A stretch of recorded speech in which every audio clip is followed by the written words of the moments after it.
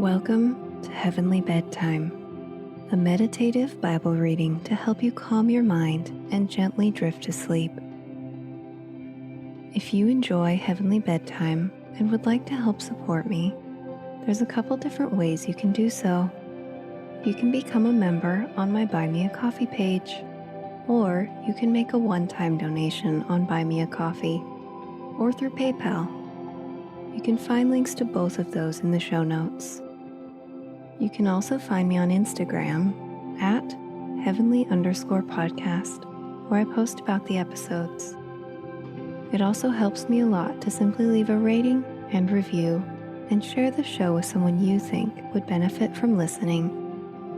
Thank you so much for your support. Don't forget to follow or subscribe so you don't miss any upcoming episodes. Today, I will be reading Exodus 36 through 40. But before we get into the word, take a couple nice, deep breaths and think about your day. What can you be thankful for today? Let's take a moment to be thankful and ask God to bless this bedtime.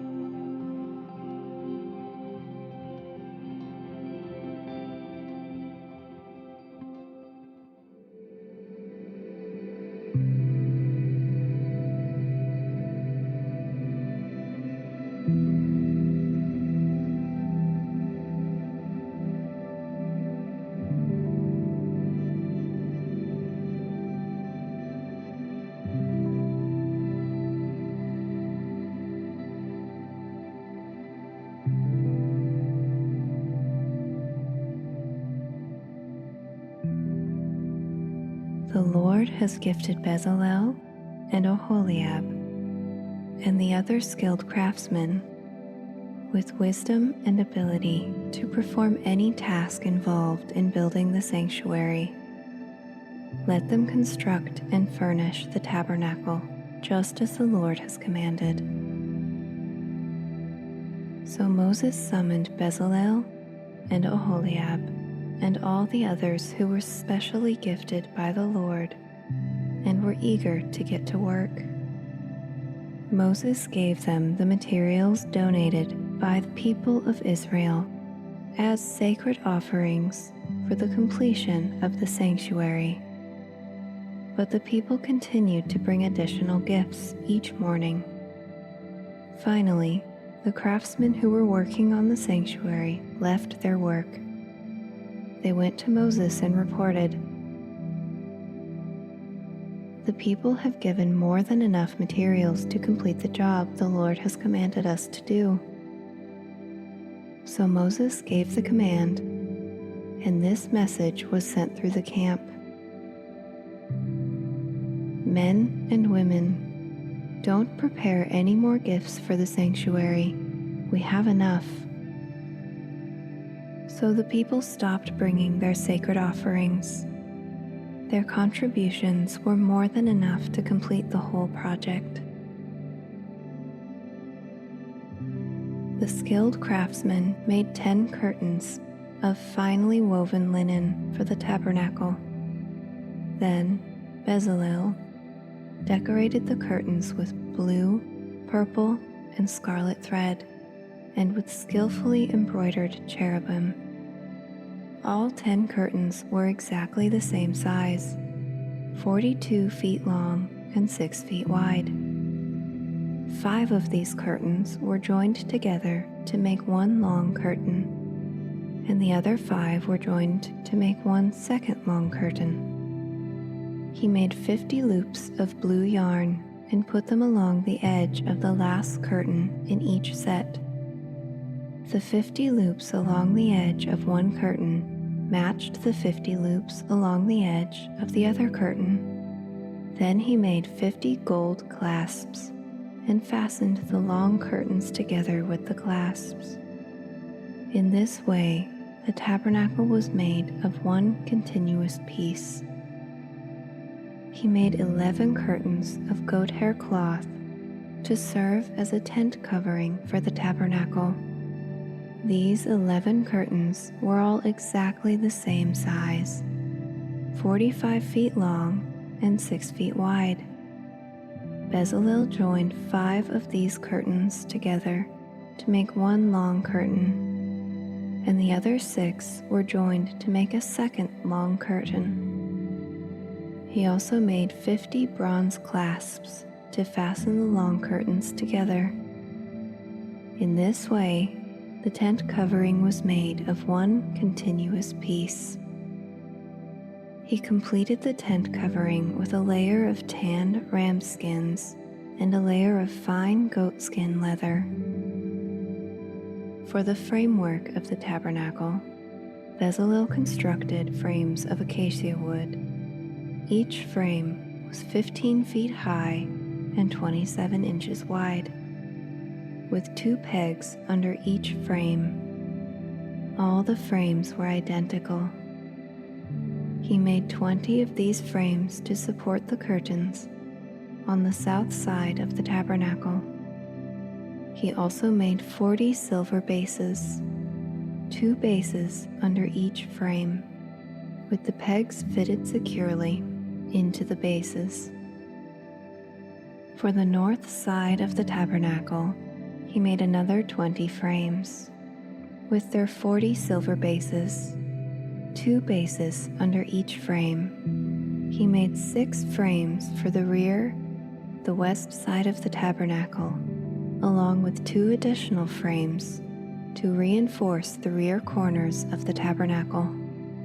These corner frames were matched at the bottom and firmly attached at the top with a single ring, forming a single corner unit. Both of these corner units were made the same way. So there were 8 frames at the rear of the tabernacle, set in 16 silver bases, 2 bases under each frame. Then he made crossbars of acacia wood to link to the frames, 5 crossbars for the north side of the tabernacle and 5 for the south side. He also made 5 crossbars for the rear of the tabernacle, which faced west. He made the middle crossbar to attach halfway up the frames. It ran all the way from one end of the tabernacle to the other. He overlaid the frames with gold and made gold rings to hold the crossbars. He overlaid the crossbars with gold as well. For the inside of the tabernacle, Bezalel made a special curtain of finely woven linen. He decorated it with blue, purple, and scarlet thread, and with skillfully embroidered cherubim. For the curtain, he made 4 posts of acacia wood and 4 gold hooks. He overlaid the posts with gold and set them in 4 silver bases. He made another curtain for the entrance to the sacred tent. He made it of finely woven linen and embroidered it with exquisite designs using blue, purple, and scarlet thread. This curtain was hung on gold hooks attached to 5 posts. The posts with their decorated tops and hooks were overlaid with gold, and the 5 bases were cast from bronze.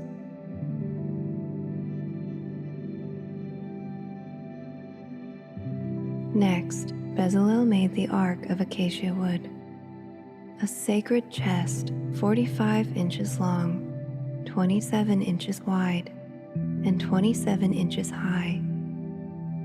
He overlaid it inside and outside with pure gold, and he ran a molding of gold all around it. He cast 4 gold rings and attached them to its 4 feet, 2 rings on each side.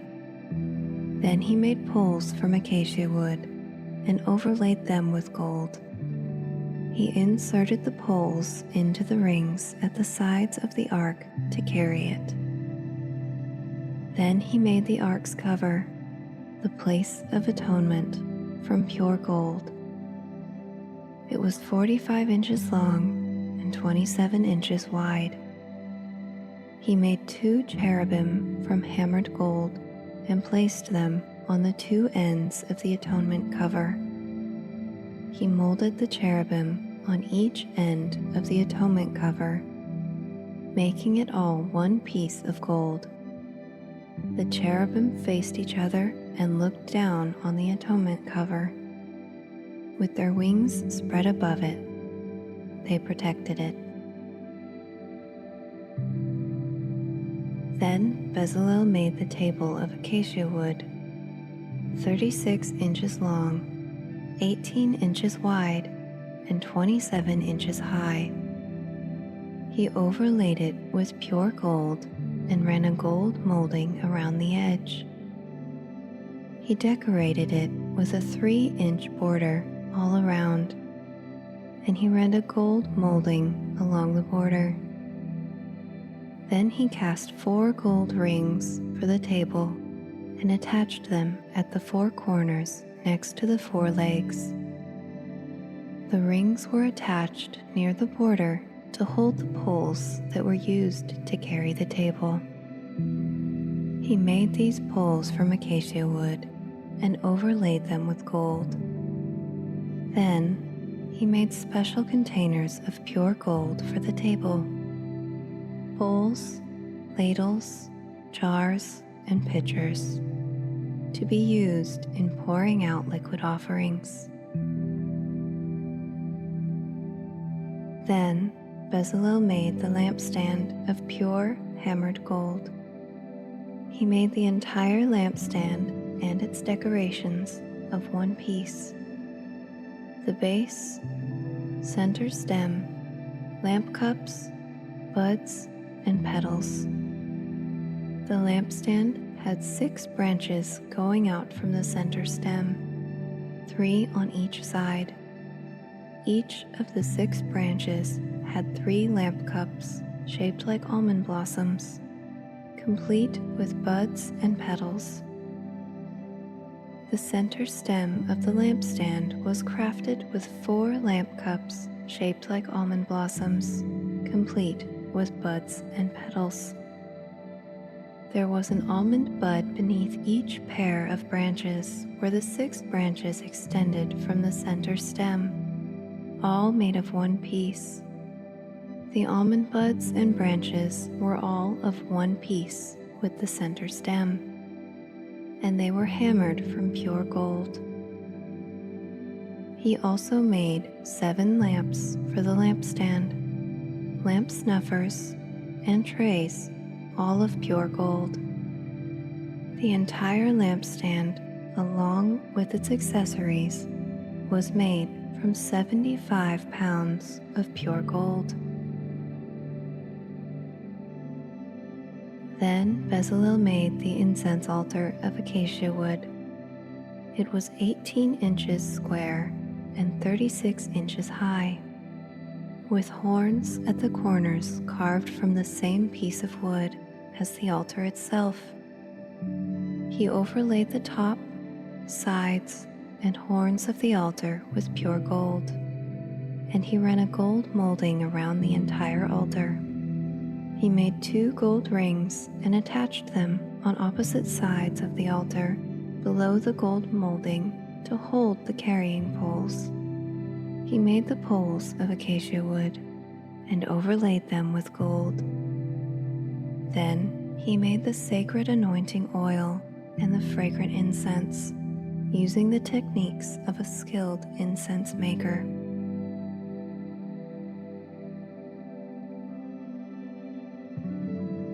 Next, Bezalel used acacia wood to construct the square altar of burnt offering. It was 7.5 feet wide, 7.5 feet long, and 4.5 feet high. He made horns for each of its 4 corners, so that the horns and altar were all one piece. He overlaid the altar with bronze. Then he made the altar utensils of bronze: the ash buckets, shovels, basins, meat forks, and fire pans. Next, he made a bronze grating and installed it halfway down the side of the altar, under the ledge. He cast 4 rings and attached them to the corners of the bronze grating to hold the carrying poles. He made the poles from acacia wood and overlaid them with bronze. He inserted the poles through the rings on the sides of the altar. The altar was hollow and was made from planks. Bezalel made the bronze wash basin and its bronze stand from bronze mirrors donated by the women who served at the entrance of the tabernacle. Then Bezalel made the courtyard, which was enclosed with curtains made of finely woven linen. On the south side, the curtains were 150 feet long. They were held up by 20 posts set securely in 20 bronze bases.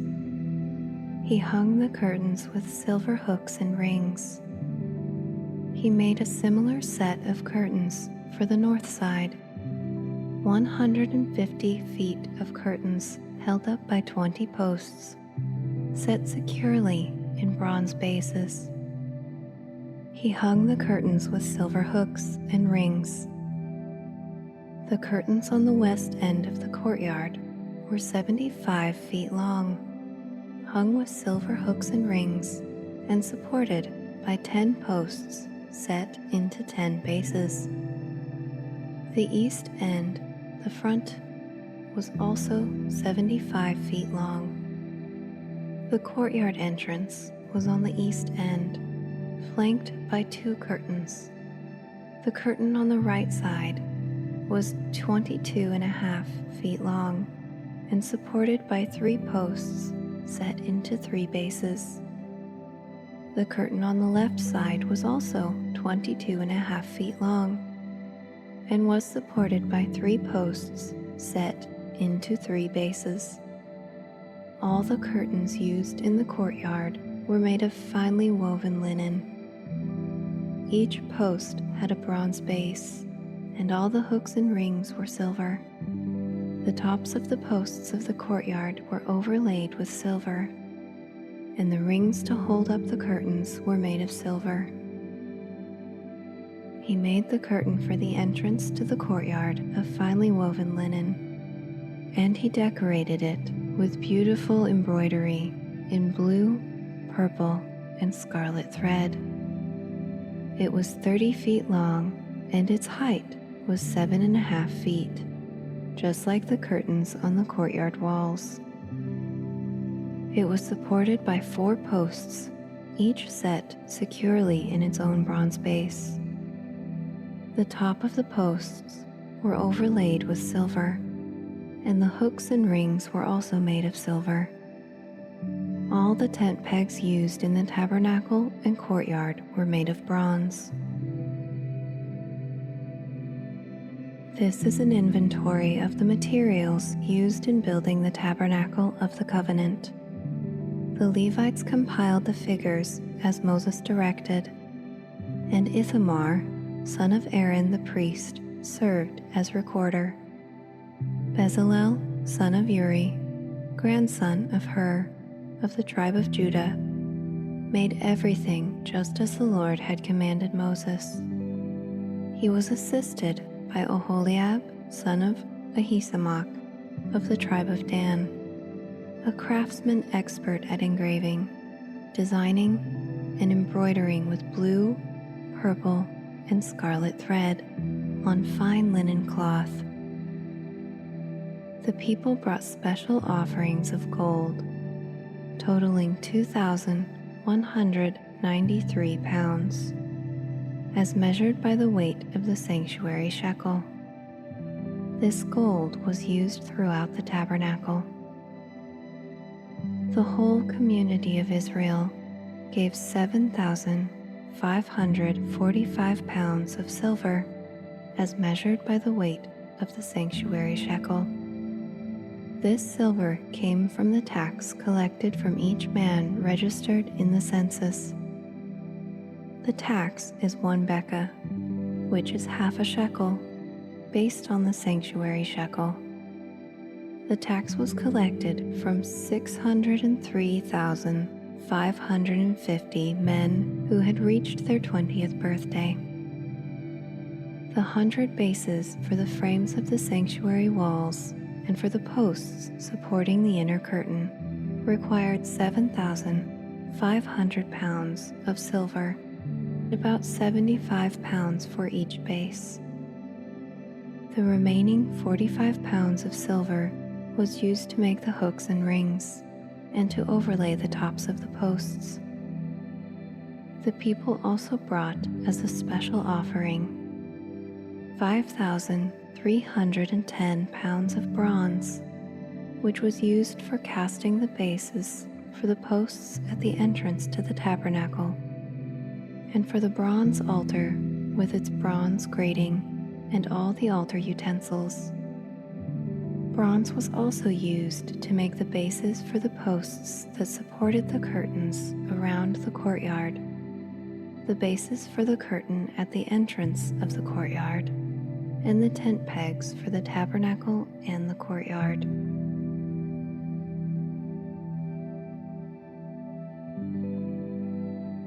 The craftsmen made beautiful, sacred garments of blue, purple, and scarlet cloth, clothing for Aaron to wear while ministering in the holy place, just as the Lord commanded Moses.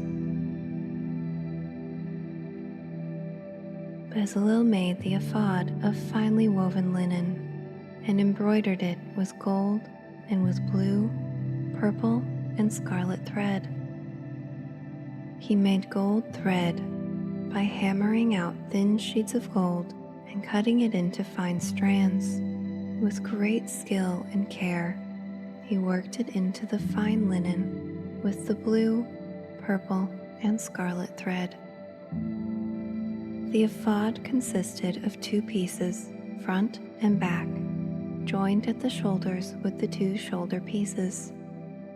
The decorative sash was made of the same materials, finely woven linen, embroidered with gold and with blue, purple, and scarlet thread, just as the Lord had commanded Moses.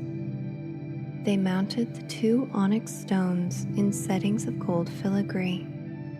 The stones were engraved with the names of the tribes of Israel, just as a seal is engraved.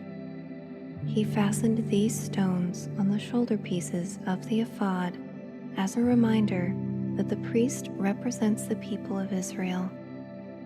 All this was done just as the Lord had commanded Moses. Bezalel made the chest piece with great skill and care. He made it to match the ephod, using finely woven linen, embroidered with gold, and with blue, purple, and scarlet thread. He made the chest piece of a single piece of cloth, folded to form a pouch 9 inches square. They mounted 4 rows of gemstones on it. The first row contained a red carnelian, a pale green peridot, and an emerald. The second row contained a turquoise, a blue lapis lazuli, and a white moonstone. The third row contained an orange jacinth, an agate, and a purple amethyst.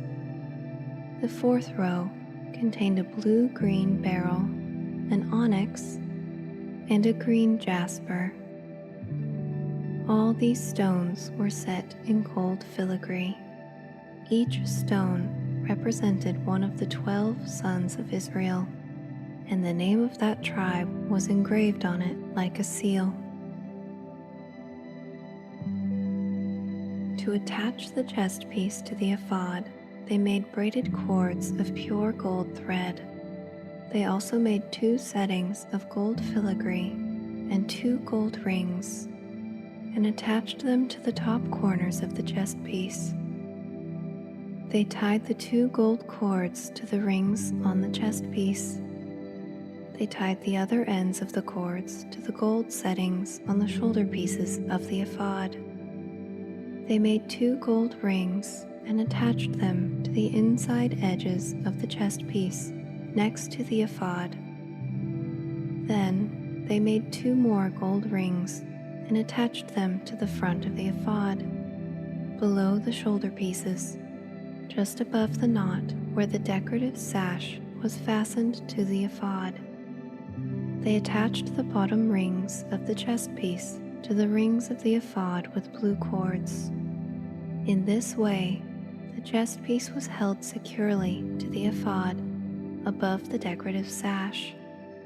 All this was done just as the Lord had commanded Moses.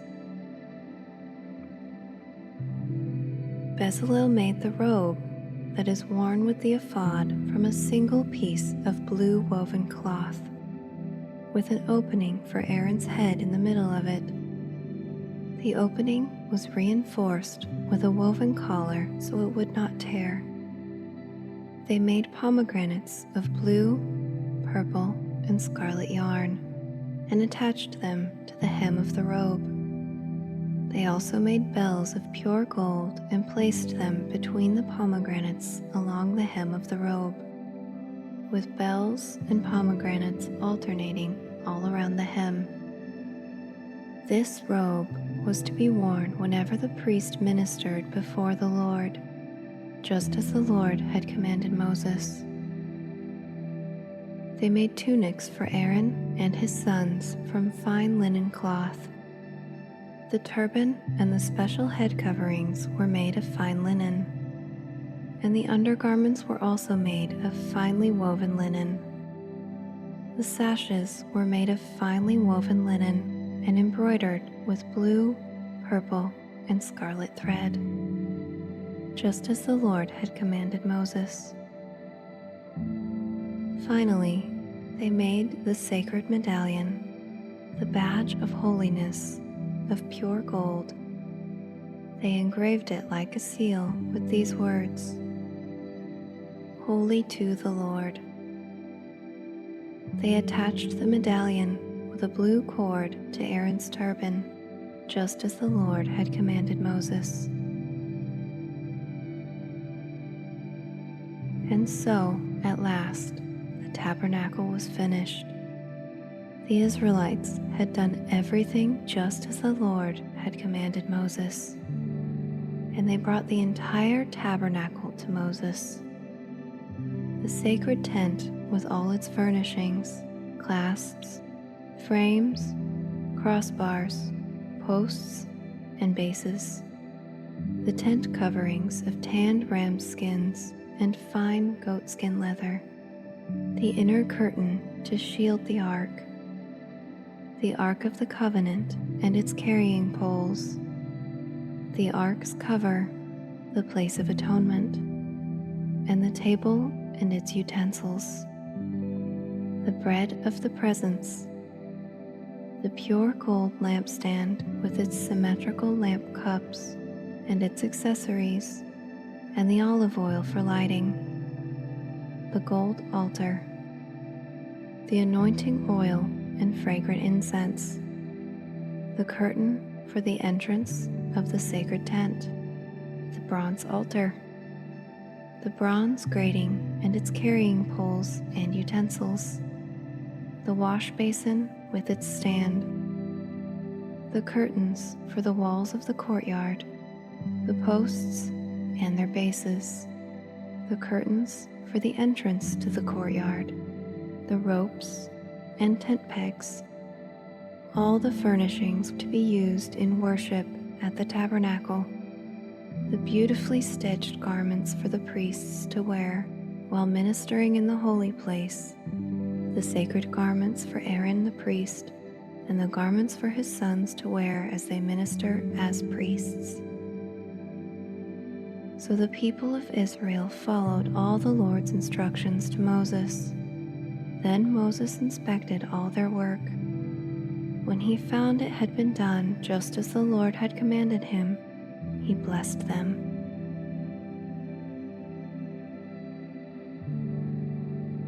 Then the Lord said to Moses,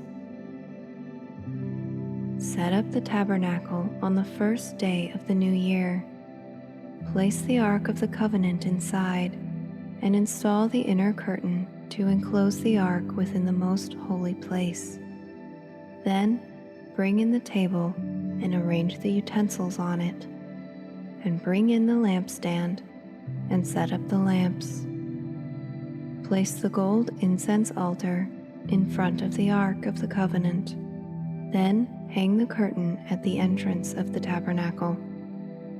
Place the altar of burnt offering in front of the tabernacle entrance. Set the wash basin between the tabernacle and the altar, and fill it with water.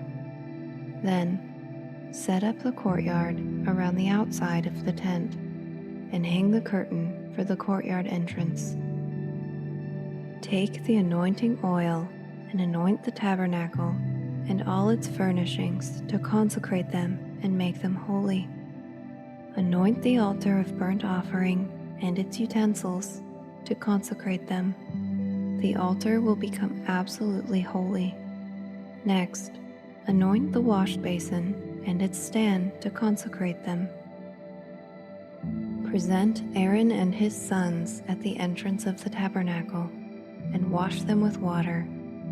Dress Aaron with the sacred garments and anoint him, consecrating him to serve me as a priest. Then present his sons and dress them in their tunics. Anoint them as you did their father, so they may also serve me as priests. With their anointing, Aaron's descendants are set apart for the priesthood forever, from generation to generation. Moses proceeded to do everything just as the Lord had commanded him. So the tabernacle was set up on the first day of the first month of the second year. Moses erected the tabernacle by setting down its bases, inserting the frames, attaching the crossbars, and setting up the posts. He then spread the coverings over the tabernacle framework and put on the protective layers, just as the Lord had commanded him. He took the stone tablets inscribed with the terms of the covenant and placed them inside the ark. Then he attached the carrying poles to the ark and set the ark's cover, the place of atonement, on top of it. Then he brought the Ark of the Covenant into the tabernacle and hung the inner curtain to shield it from view, just as the Lord had commanded him. Next, Moses placed the table in the tabernacle along the north side of the holy place, just outside the inner curtain. And he arranged the bread of the presence on the table before the Lord, just as the Lord had commanded him. He set up the lampstand in the tabernacle across from the table on the south side of the holy place. Then he lit the lamps in the Lord's presence, just as the Lord had commanded him. He also placed the gold incense altar in the tabernacle, in the holy place in front of the inner curtain. On it, he burned the fragrant incense, just as the Lord had commanded him. He hung the curtain at the entrance of the tabernacle, and he placed the altar of burnt offering near the tabernacle entrance. On it, he offered a burnt offering and a grain offering, just as the Lord had commanded him. Next, Moses placed the wash basin between the tabernacle and the altar. He filled it with water so the priests could wash themselves. Moses and Aaron's sons, used water from it to wash their hands and feet. Whenever they approached the altar and entered the tabernacle, they washed themselves, just as the Lord had commanded Moses. Then he hung the curtains forming the courtyard around the tabernacle and the altar. And he set up the curtain at the entrance of the courtyard. So at last, Moses finished the work. Then the cloud covered the tabernacle, and the glory of the Lord filled the tabernacle. Moses could no longer enter the tabernacle because the cloud had settled down over it, and the glory of the Lord filled the tabernacle. Now, whenever the cloud lifted from the tabernacle, the people of Israel would set out on their journey, following it. But if the cloud did not rise, they remained where they were until it lifted. The cloud of the Lord hovered over the tabernacle during the day, and at night, fire glowed inside the cloud, so the whole family of Israel could see. This continued throughout all their journeys.